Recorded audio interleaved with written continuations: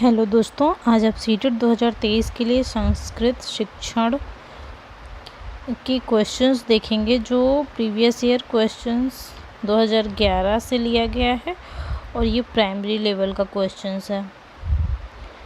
तो आप इसमें फर्स्ट क्वेश्चन देखेंगे, संप्रेषणात्मक भाषा शिक्षणे उपयोग रूढ़ि शब्द यथासंख्यम एतत् सूचयतः। इसका मीनिंग में मैं आपको बताऊंगी। संचारी भाषा सीखने में उपयोग की जाने वाली रूढ़ियों की संख्या के बारे में यहाँ पर क्या सूचना दी गई है। तो देखिए, पहला ऑप्शन है कोशस्योपयोगम अर्थ च, बी है अर्थ रूपम च, सी है ध्वनिशास्त्रम व्याकरणम च, डी है व्याकरणम ध्वनि विज्ञानम च। तो संप्रेषणात्मक भाषा शिक्षण में उपयोगी जो रूढ़ शब्द होते हैं उनके लिए क्या उपयोग किया जाता है, कि उनके लिए क्या सूचित किया जाता, संकेत दिया जाता है। तो पहला है कोशस्योपयोगम अर्थ च, शब्दकोश का उपयोग एवं अर्थ। दूसरा है अर्थ रूपम च, अर्थ एवं रूप। सी नंबर है ध्वनि शास्त्रम व्याकरणम च, ध्वन्यात्मक और व्याकरण मतलब ध्वनि शास्त्र का ज्ञान होना चाहिए और इसके साथ व्याकरण का भी। और डी नंबर है व्याकरण ध्वनि विज्ञानम च, व्याकरण या ध्वनि विज्ञान का ज्ञान होना चाहिए। तो देखिए, जो संप्रेषणात्मक भाषा शिक्षण होता है उसमें इसका सी आंसर राइट होगा, क्योंकि संप्रेषणात्मक भाषा शिक्षण में जो उपयोगी रूढ़ शब्द होते हैं उसके लिए ज़रूरी क्या होता है, ध्वनि शास्त्र और व्याकरण का ज्ञान होना ज़रूरी है। देखिए, आप सब कुछ तो सीख जाते हो, बट ये संस्कृत जो है ना, इसमें आपको व्याकरण मतलब थोड़ा बहुत आपको व्याकरण आना ज़रूरी है। जब तक आपको व्याकरण का ज्ञान नहीं होगा आप इसको सही से नहीं सीख सकते हो। तो इसके लिए राइट आंसर हो जाएगा सी नंबर, ध्वनि शास्त्र व्याकरणम च। इसके बाद सेकंड नंबर, भाषा शिक्षणे नियंत्रणम नाम। भाषा शिक्षण में नियंत्रण का नाम क्या है, मतलब भाषा सीखने में क्या नियंत्रण करना होता है। देखिए, पहला है लक्ष्य भाषायाः निर्गलोपयोगः, बी है परिवीक्षित भाषा शिक्षणम, सी है उपाध्याय नियंत्रित भाषा शिक्षणम, डी है यथार्थता निर्धारितुम व्याकरणस्य उपयोगे। मतलब देखिए, इसमें ऐसा बोला गया है पहले में ए नंबर में कि आपको भाषा सीखने में नियंत्रण के लिए लक्ष्य भाषा का सहज उपयोग करना चाहिए। दूसरा है परिवीक्षित भाषा शिक्षण, परीक्षण भाषा सीखना चाहिए। सी है शिक्षण नियंत्रित भाषा शिक्षण, उपाध्याय नियंत्रित भाषा शिक्षण मतलब शिक्षक के द्वारा जो नियंत्रित की गई भाषा है उसका शिक्षण जरूरी है। या फिर वास्तविकता यथार्थ मतलब इसका मतलब होता है वास्तविकता निर्धारित करने के लिए व्याकरण का उपयोग होना चाहिए। तो देखिए, भाषा शिक्षण जो होता है, संस्कृत के जो भाषा शिक्षण होता है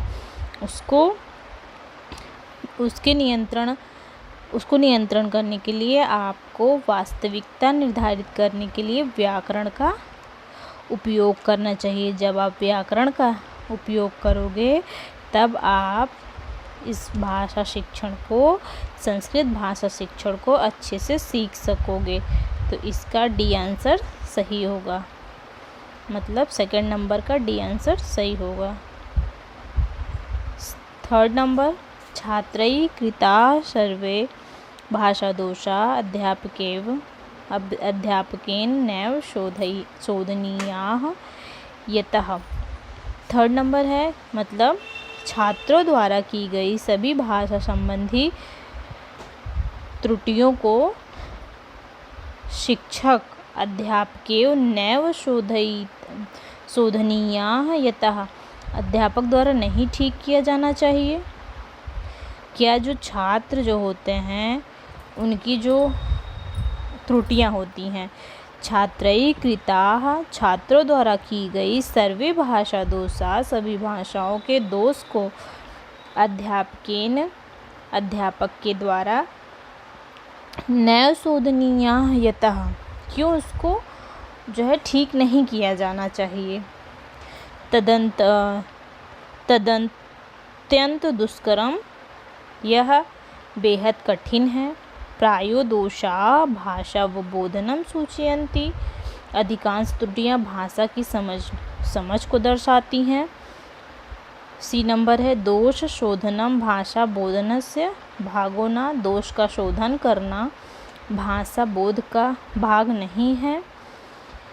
या फिर डी नंबर छात्राः शिक्षकान् परीक्षितुं सोद्देश्यं दोषान् कुर्वन्ति। डी नंबर है छात्र शिक्षकों का परीक्षण करने के लिए जानबूझकर गलतियां करते हैं। तो देखिए थर्ड नंबर का राइट आंसर होगा बी नंबर। क्यों? क्योंकि जो छात्र जब गलतियां करेंगे तभी तो सीखेंगे, तो हर कोई गलती करके सीखता है। तो प्रायो दोषा भाषा व बोधनम सूचयन्ति मतलब इसका यह मतलब हुआ कि अधिकांश त्रुटियां भाषा की समझ को दर्शाती हैं। अगर आप गलती करोगे फिर अगर अध्यापक जो होंगे वो आपको टोकेंगे कि नहीं ये सही नहीं है, इसको ठीक ढंग से लिखो, तो बच्चा जो होता है वो अपनी क्रियाकलाप करेगा, इससे उसको क्या होगा, ज्ञान होगा, उसको भाषा की समझ आएगी कि क्या करके हम इसको सही कर सकते हैं। तो इसका राइट आंसर होगा बी नंबर। फोर्थ नंबर होगा शिक्षा संबद्ध मूलभूताधिकाराः संविधानस्यानेन परिष्करेण कार्यान्वयीकृताः मतलब शिक्षा संविधान के मौलिक अधिकार के किस संविधान संशोधन के साथ कार्यान्वयन के योग्य बनाया गया है। शिक्षा संबद्ध जो मूलभूत अधिकार हैं वह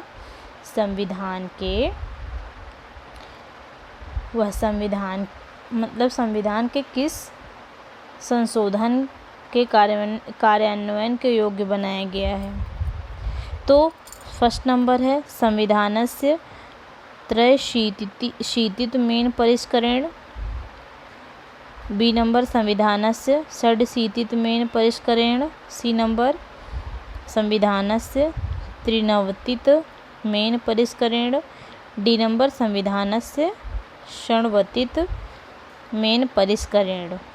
तो इसका राइट आंसर क्या हो जाएगा, बी नंबर। पहले का क्या होगा मतलब, इसका मतलब अर्थ होगा संविधानस्य त्रयशीतित्वेन परिष्करेण संविधान के 80वें संशोधन द्वारा। बी नंबर संविधान के 86वें संविधान संशोधन द्वारा। सी नंबर संविधानस्य त्रिनवतित्वेन मतलब 93 और डी नंबर संविधान के 26वें संशोधन द्वारा। किस संशोधन द्वारा शिक्षा से संबंधित मूलभूत अधिकार संविधान में स्वीकृत किए गए हैं। तो ये इसका आंसर होगा बी नंबर संविधान षड्शीतित्वेन परिष्करेण 86वें संविधान संशोधन द्वारा शिक्षा का संविधान संशोधन में मतलब शिक्षा से संबंधित मूलभूत अधिकार संविधान के 86वें संविधान संशोधन में स्वीकृत किया गया है। ठीक है, तो इसका राइट आंसर बी नंबर हो जाएगा। 5 नंबर का उच्च प्राथमिक स्तरे पठन कौशलम परीक्षितुम उत्तमोपायः। उच्च प्राथमिक स्तर पर जो पठन कौशल है, उच्च प्राथमिक स्तर पर जो पठन कौशल है, इसके परीक्षण का सबसे उत्तम उपाय क्या है? सबसे उत्तम तरीका क्या है? ए है निगदित पाठ्य पुस्तकों उपयोगः, मतलब उल्लिखित जो पाठ्य पुस्तकों का उपयोग करना। बी नंबर कठिनतम पाठ का अनुच्छेद का उपयोग करना, मतलब जो कठिन सबसे कठिन पद्यांश है उसका उपयोग करना। सी नंबर उचित काठिन्य स्तराणाम, मतलब उचित कठिनता हो, मतलब जिस स्तर का बच्चा हो उस स्तर की कठिनता हो। अदृष्टपूर्वाणाम, देखा ना गया हो ऐसा अनुच्छेद का उपयोग। डी नंबर अभिजात काव्यानामेव संग्रहस्योपयोगः, केवल विशिष्ट कविताओं के संग्रह का उपयोग। तो जो उच्च प्राथमिक 6 to 8 का बच्चा होता है, इसमें पठन कौशल का परीक्षण कैसे किया जा सकता है? तो इसका सबसे सटीक आंसर हो जाएगा सी नंबर। पहले क्या करना चाहिए? ये देखना चाहिए कि वो जिस स्तर का बच्चा है उस स्तर का उसको पढ़ने के लिए दिया जाना चाहिए। मतलब 6 to 8 है तो उसको उसके हिसाब से ऐसा अनुच्छेद दें जो उचित कठिनता उसके स्तर का हो और अनदेखा हो। अदृष्टपूर्वाणाम, पहले से अगर वो पढ़ा होगा, बार बार उसको रिपीट करेगा तो उसको पढ़ना आ जाएगा, तो इसमें आप उसको परीक्षण नहीं कर सकते हो। तो ऐसा उसको अनुच्छेद दें जो देखा ना गया हो, मतलब उसने कभी देखा ना हो और उसकी कठिनता के आधार पर हो, बहुत ज़्यादा हार्ड नहीं। तो पहले में उल्लिखित पाठ्य पुस्तकों का उपयोग कैसे करोगे? अगर ये करोगे तो वो बार बार उसको पढ़ा रहा होगा तो वो तो पढ़ लेगा आराम से, तो उसमें उसका परीक्षण अच्छे ढंग से नहीं हो पाएगा। बाद में ज़्यादा कठिन पद्यांश तो दोगे तो वो पढ़ ही नहीं पाएगा। और केवल कविताओं का संग्रह देना, विशिष्ट कविताओं का संग्रह देना, ये भी ठीक नहीं है। तो इसका राइट आंसर हो जाएगा सी नंबर। सी नंबर इसका सही आंसर हो जाएगा। 6 नंबर छात्राणां स्वायत्तां प्रोन्नतिकर्तुं परिणामकारीषु मार्गेषु एकः। छात्र स्वायत्तता को बढ़ावा देने के प्रभावी तरीके क्या हो सकते हैं? पहला है परिप्रश्नम कर्तुम छात्राणां प्रोत्साहनम, मतलब उनसे प्रश्न पूछने के लिए छात्रों को प्रोत्साहित करना चाहिए। कठोर अनुशासन विधि, उनके लिए कठोर सख्त अनुशासन बनाए जाने चाहिए। निगदित पाठ्यानाम सविस्तार पठनम वर्णित, देखिए निगदित मतलब उल्लिखित, जो लिखा गया हो। वर्णित या उल्लिखित ग्रंथों का विस्तृत वाचन। डी है पौनः पुण्येन छात्राणां परीक्षण, बार बार छात्रों का परीक्षण करना चाहिए। तो छात्र स्वायत्तता को बढ़ाने के लिए बच्चों को इस प्रकार मतलब होना चाहिए कि वो बार बार प्रश्न को पूछें। जब वो बार बार प्रश्न पूछेंगे तो उनके मन की हिचक दूर हो जाएगी, तो प्रश्न पूछने से उनको प्रोत्साहन भी मिलेगा। तो इसका ए आंसर सही होगा कि प्रश्न पूछने से परिप्रश्नम कर्तुम छात्राणां प्रोत्साहनम, मतलब प्रश्न पूछने से छात्रों का प्रोत्साहन बढ़ेगा, वो प्रोत्साहित होंगे। यह छात्र स्वायत्तता को बढ़ावा देने का सबसे प्रभावशाली तरीका है। उनके ज्ञान का प्रोत्साहन होगा। ठीक है, इससे क्या होगा? उनके अध्ययन के प्रति विशेष रुचि बनी रहेगी। तो 6 का राइट आंसर हो जाएगा फर्स्ट ए। इसके बाद देखिए रचनात्मक आकलन से प्रधानोद्देश्य। रचनात्मक आकलन का प्रधान उद्देश्य क्या होना चाहिए? फर्स्ट है अनुत्तीर्णतायाश्च निर्धारणम, मतलब पास फेल का निर्धारण करना। बी नंबर उपलब्धि का मापन करना। थर्ड नंबर बोधना अध्ययन उन्नतिकरण मतलब बच्चा जो सी नंबर होगा ज्ञान के अध्ययन की उन्नति करना। डी नंबर होगा छात्र के दोषों का अन्वेषण करना, मतलब दोषों का पता लगाना, अन्वेषण मतलब पता लगाना। रचनात्मक आकलन क्या होता है? जो क्रिएटिविटी होती है, बच्चा जो होता है वो अपने अंदर की क्रिएटिविटी, आप उसको कुछ दे रहे हो तो वो अपने से उसको क्रिएटिव करके कि मतलब वो अपने ज्ञान को किस तरह से निखार सकता है, वो निखारना ही उसका रचनात्मक आकलन होगा कि वो अपना दिमाग कितना लगा रहा है, अपने बुद्धि का प्रयोग कितना कर रहा है। ज्ञान, तो इसका राइट आंसर हो जाएगा बोधना अध्ययनोन्नतिकरणम, मतलब उसके छात्र के ज्ञान के अध्ययन में उन्नति करना। रचनात्मक आकलन जो होता है वो बच्चे का, उसके पास जो भी ज्ञान है उसका जो अध्ययन है, बोधना अध्ययनोन उन्नतिकरणम, अध्ययन उन्नतिकरणम मतलब बच्चे के ज्ञान के अध्ययन की उन्नति करना, उसके पास जो भी ज्ञान है उसको और बढ़ाकर उसको उन्नति की तरफ पहुंचाना, यही रचनात्मक आकलन का प्रधान उद्देश्य होता है। तो उत्तीर्ण अनुत्तीर्ण का निर्धारण करना ये रचनात्मक में नहीं आएगा। उपलब्धि का, बहुत ज़्यादा उपलब्धि हासिल कर लेगा तो इससे कहाँ रचनात्मक आकलन आएगा। छात्र के द्वेषों का पता लगाना, उसके गुण दोष ये सब का पता लगाना, मतलब केवल दोष का पता लगाना, ये उसके रचनात्मक आकलन में नहीं आएगा। सबसे प्रधान उद्देश्य क्या है कि छात्रों के अध्ययन की उन्नति करना, छात्र कितना ज़्यादा से ज़्यादा चीज़ों को सीख सके, ज़्यादा से ज़्यादा चीज़ों को जान सके। इसके बाद 8 नंबर व्याकरण बोधनस्य उत्तम उपाय। व्याकरण बोधन का उत्तम उपाय क्या होना चाहिए? सबसे अच्छा तरीका क्या है? ए नंबर सविवेक व्याकरणांश अभ्यासस्योपयोगः, मतलब व्याकरण खंड अभ्यास का विवेक के साथ उपयोग करना। बी है अलंकार बोधन, मतलब जो अलंकारिक समझ है उस पर ज़्यादा ध्यान देना। सी नंबर है व्याकरण कार्याणाम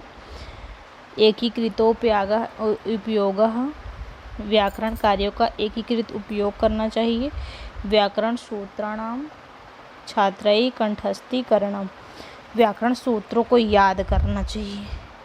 तो देखिए इसका राइट आंसर हो जाएगा सी नंबर। जब आपको व्याकरण की समझ अपने अंदर विकसित करनी है तो इसका सबसे अच्छा तरीका होगा कि व्याकरण के कार्यों का अधिक से अधिक एकीकृत उपयोग करना। एकीकृत उपयोग अनिवार्य है। मातृभाषा के लिए क्रियात्मक व्याकरण उपयुक्त हो सकता है, ठीक है। जो बच्चा मातृभाषा सीखे रहता है उसके लिए जो क्रियात्मक व्याकरण होता है वो उपयुक्त हो सकता है। छात्र को उस भाषा का प्रारंभिक ज्ञान कराना चाहिए। थोड़ा बहुत तो बच्चा सीख के ही आता है, अपनी मातृभाषा में वो बच्चा सीख के ही आता है, लेकिन छात्र को प्रारंभिक ज्ञान देना ज़रूरी है। तो व्याकरण का बोध करने का, व्याकरण का ज्ञान समझ रखने की, ज्ञान रखने की सबसे जो उत्तम तरीका है वो है व्याकरण कार्यों का एकीकृत उपयोग करना। तो इसका राइट आंसर हो जाएगा सी नंबर, व्याकरण कार्याणाम एकीकृत उपयोगः। 9 नंबर भाषा अध्ययने आकलने च विभागः, भाषा अध्ययन में आकलन का विभाग जो होता है, कैसे आकलन किया जा सकता है। भाषा अध्ययन में बच्चे का जो आकलन होता है उसका ज्ञान कैसे किया जा सकता है। क्या नाम है? मतलब भाषा अध्ययने आकलने च विभागः नाम। भाषा अध्ययन में का आकलन करने का विभाग का नाम क्या है? ए नंबर सांविधिक लेखनिक परीक्षा, बी नंबर प्रतिसत्रम क्रियमाणा मौखिकी परीक्षा, सी छात्राया कलिका कार्य संग्रह च तस्य प्रगतिम दर्शयेत, डी नंबर प्रतिशत्रम छात्र व्यवहाराभिलेखनम। देखिए इसकी व्याख्या, भाषा अध्ययन में आकलन का विभाग का नाम सांविधिक लेखनिक परीक्षा है, या फिर बी नंबर प्रतिसत्र मतलब हर साल मौखिक परीक्षा आयोजित की जानी चाहिए, सी नंबर छात्रों का जो प्रगति है, कलिका कार्य संग्रह उनके कार्य का संग्रह है, यह तस्या यह उनके काम का एक अस्थाई संग्रह होना चाहिए।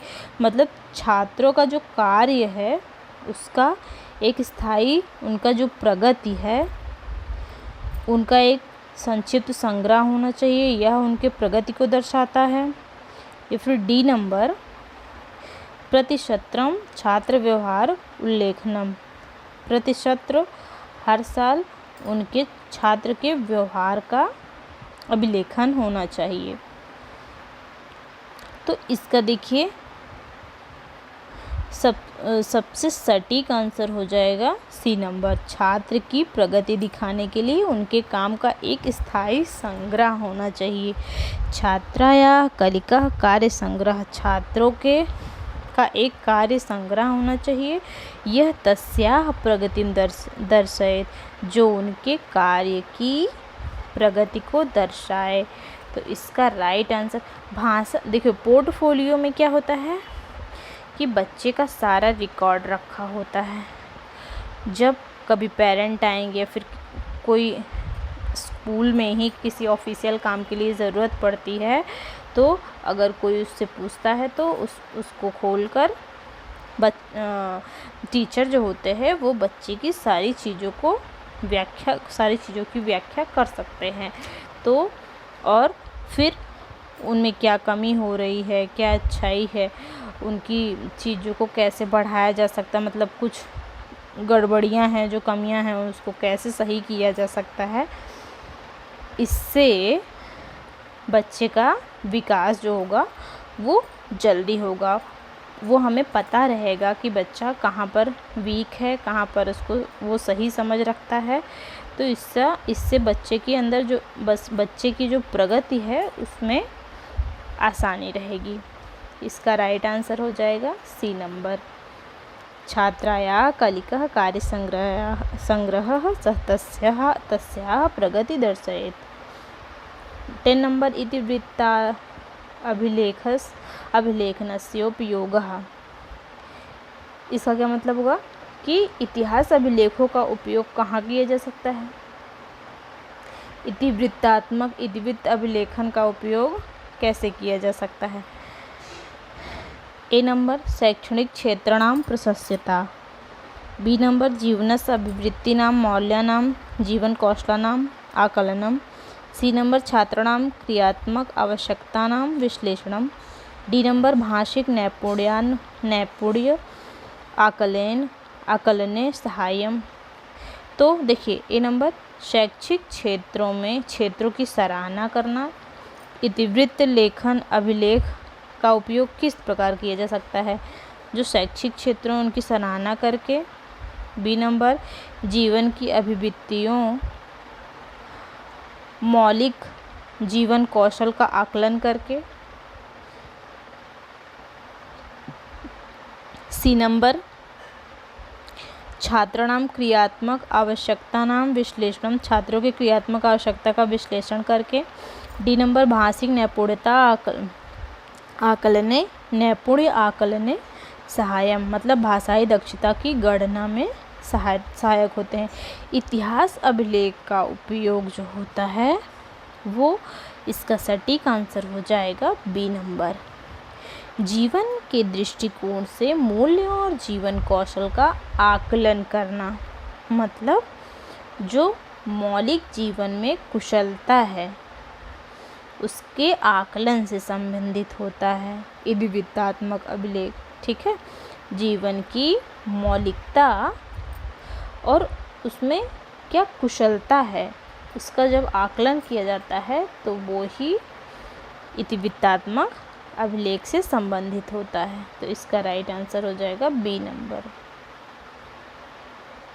11 नंबर, पाठस्य सवेग परिसर्पणम नाम। पाठस्य सवेग परिसर्पणम नाम। पाठ का त्वरित प्रसार किसे कहा जा सकता है? पाठस्य सवेग मतलब पाठ के सवेग परिसर्पण का नाम क्या है? निर्दिष्ट सूचना अन्वेषणे। सेकंड नंबर है पाठ्य वस्तुनः प्रमुखोद्देश्य द्रष्टुम शीघ्रावलोकनम। सी नंबर असंबद्ध सूचना त्यजनम।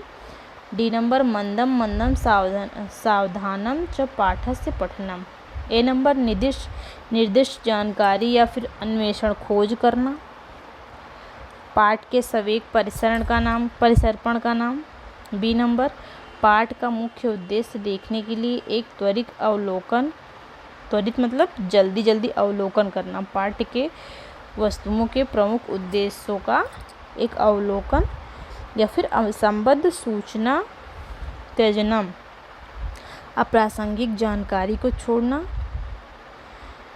फिर डी नंबर मंद मंद सावधानी से पाठस्य पठनम, पाठ का पठन करना। तो इसका देखिए, इसकी व्याख्या देखिए कि मतलब पाठ का जो सवेग परिसर्पण होता है उसका नाम क्या हो सकता है? उसमें बच्चा क्या करता है, जो फालतू की सूचना होती है, असंबद्ध सूचना त्यजनम। पाठ को, किसी भी चैप्टर को आप कैसे उसको आत्मसात कर सकते हो? जो उसमें अच्छी अच्छी जानकारियाँ हैं, निर्दिष्ट सूचना है। फिर देखिए पाठ्य वस्तुओं का प्रमुख रूप से अवलोकन कर सकते हो, मंद मंद सावधानी से पाठ को पढ़ सकते हो। लेकिन जो असंबद्ध सूचना होती है उसको आप हटा देना चाहिए कि फालतू के जो पाठ में जो फालतू की चीज़ें होती हैं जो हमारे काम की नहीं है उसको क्या करना चाहिए, उसका त्याग कर देना चाहिए। ठीक है, मतलब जो पाठ से असंबद्ध चीज़ें हैं, संबद्ध नहीं है, वो उससे मेल जोल नहीं खाती हैं, उसको क्या करना चाहिए, उससे संबंध हमें नहीं रखना चाहिए, उसका परित्याग कर देना चाहिए। यही सवेग परिसर्पण कहा जाता है। तो इसका राइट आंसर हो जाएगा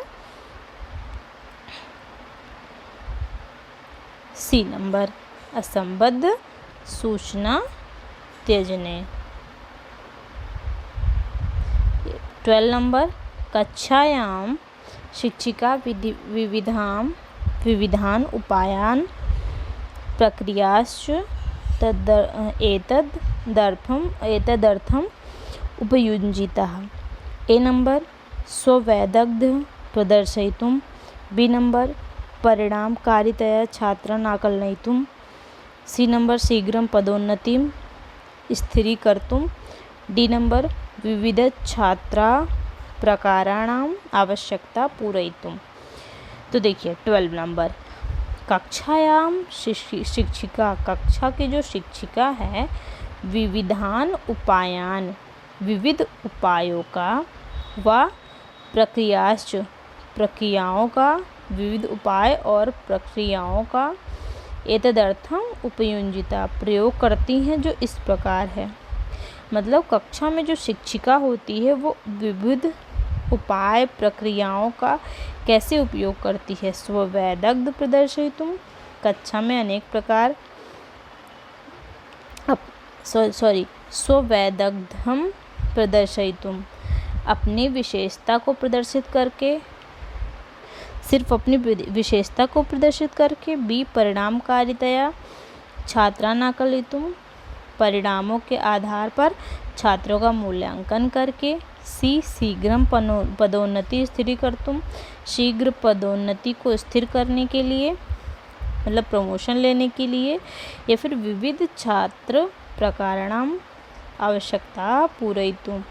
विविध छात्र जो होते हैं उनके अलग, देखिए एक कक्षा में अलग अलग प्रकार के छात्र होते हैं, तो कक्षा में जो अनेक प्रकार के छात्र हैं, शिक्षिका क्या करती है, उन सब की आवश्यकताओं को पूरा करती है। ऐसा करके वो कक्षा में विविध उपायों का प्रक्रियाओं का उपयोग करती है। तो देखिए इसका सटीक आंसर हो जाएगा डी नंबर।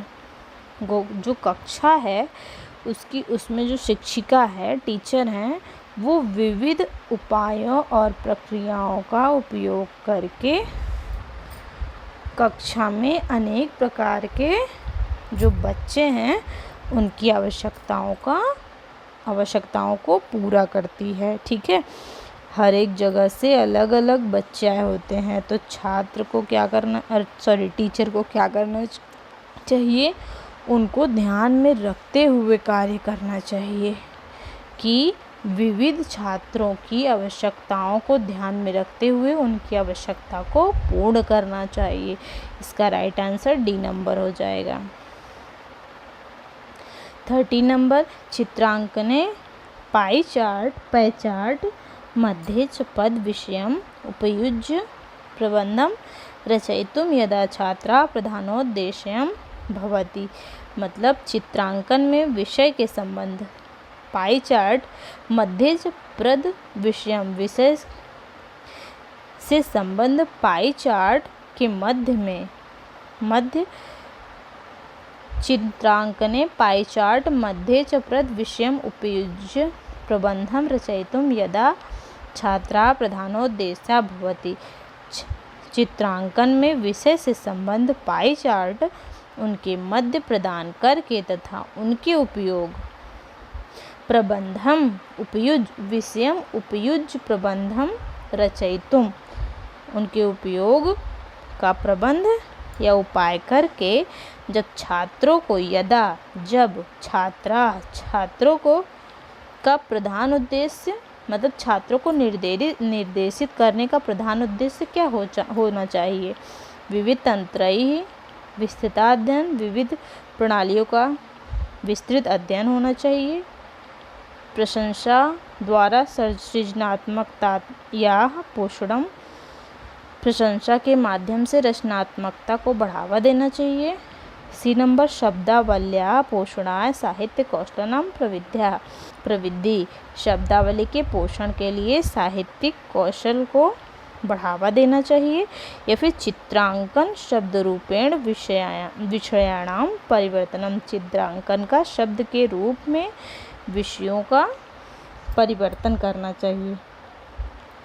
तो जो देखिए चित्रांकन जो होता है उसमें जब हम पाई चार्ट को बीच में पाई चार्ट को जब उसमें लाते हैं तो उसमें क्या करना चाहिए, हमें चित्रांकन का शब्द के रूप में विषयों का परिवर्तन करके छात्रों को निर्देशित करना चाहिए। ठीक है, उसका उपयोग बताना चाहिए, उसका प्रबंधन बताना चाहिए कि हम उसका चित्रांकन में कैसे पाई चार्ट का यूज़ कर सकते हैं। तो इसका राइट आंसर होगा चित्रांकनतः शब्द रूपेण विषयाणां परिवर्तनम। 40 नंबर, यदा अध्यापिका अवगमने क्लेशान् न्यूनतां ज्ञातुं परीक्षां करोति तादृशी परीक्षा एवं भवति। जब अध्यापिका आती है या आगमन पर क्लेश या फिर न्यूनता का ज्ञान, क्लेशान न्यूनता ज्ञातुं परीक्षा करोति, न्यूनता के ज्ञान की परीक्षा करती है, तादृशी परीक्षा एवं भवति, वह किस प्रकार की परीक्षा होती है, ए सिद्धि परीक्षा, बी निपुणता परीक्षा, सी निदानात्मिका परीक्षा, डी उपचारात्मक परीक्षा। देखिए जब अध्यापिका कक्षा में इस उद्देश्य से आती है कि उसे बच्चों की आगमनात्मक शैली को पर ध्यान देकर उसकी जो कमियां हैं, उसकी जो क्लेश हैं, उसकी जो न्यूनता है उसका परीक्षण करना होता है, तब अध्यापिका जो करती है वो उपचारात्मक परीक्षा करती है। ठीक है, तो वो जो परीक्षा करती है उसका नाम हो जाता है उपचारात्मक परीक्षा। जब अध्यापिका कक्षा में इस उद्देश्य से आती है कि आज मुझे बच्चों को की जो न्यूनता है, उनकी जो कमियां हैं, उनका परीक्षण करके उसको सही करना है, तो वो उपचारात्मक परीक्षा में आती है। तो ये उपचारात्मक परीक्षा में बच्चों की कमियों को ध्यान में रखकर उनका उपचार किया जाता है। ठीक है,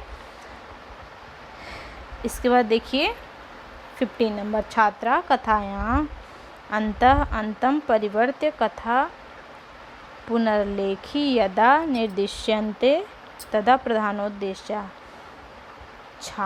कथा के अंत में जब छात्रों को परिवर्तन करके कथा को लिखने के लिए जब निर्देशित किया जाता है, तो उसका प्रमुख उद्देश्य क्या होता है? छात्रा कथायाम, छात्रों के कथा के अंतः परिवर्त्य कथाम पुनर्लेखी यदा निर्दिश्यन्ति, मतलब उनके अंत में जब छात्रों को परिवर्तन करके कथा को लिखने के लिए हमने उनको पढ़ाया, उसके बाद उनको फिर से ये निर्देश दिया कि बच्चों इसको आप पुनः अब अपनी भाषा में लिखो। तो ये इसमें इसका प्रधान उद्देश्य क्या होता है कि छात्रों को हमने एक बार कथा को पढ़ाया, फिर उनको ऐसा बोला कि बच्चों तुम इस कथा को अपने शब्दों में फिर से लिखो। ऐसा निर्देश देने का प्रधान उद्देश्य होता है। कार्य संग्रह, कौशल वर्धते, टिप्पणी लेखन, भावानुवाद, उसका अनुवाद करना, छात्र सृजनात्मकता वर्धनम। समझ में आया? छात्रों की सृजनात्मकता को बढ़ावा देना, यही उद्देश्य होता है। मतलब अगर कथा को पढ़ने के बाद उसके अंत में छात्रों को ऐसा निर्देश दिया जाता है कि तुम इसको अपने शब्दों में लिखो, तो इससे क्या होगा कि छात्र की सृजनात्मकता का उत्साह को बढ़ावा मिलेगा। छात्र सृजनात्मकता वर्धनम, सृजनात्मक शक्ति को बढ़ावा मिलेगा। तो इसका राइट आंसर हो जाएगा 15 नंबर। तो आज के लिए बस इतना ही। नेक्स्ट वीडियो में 2012 की क्वेश्चंस लेके आएंगे। धन्यवाद।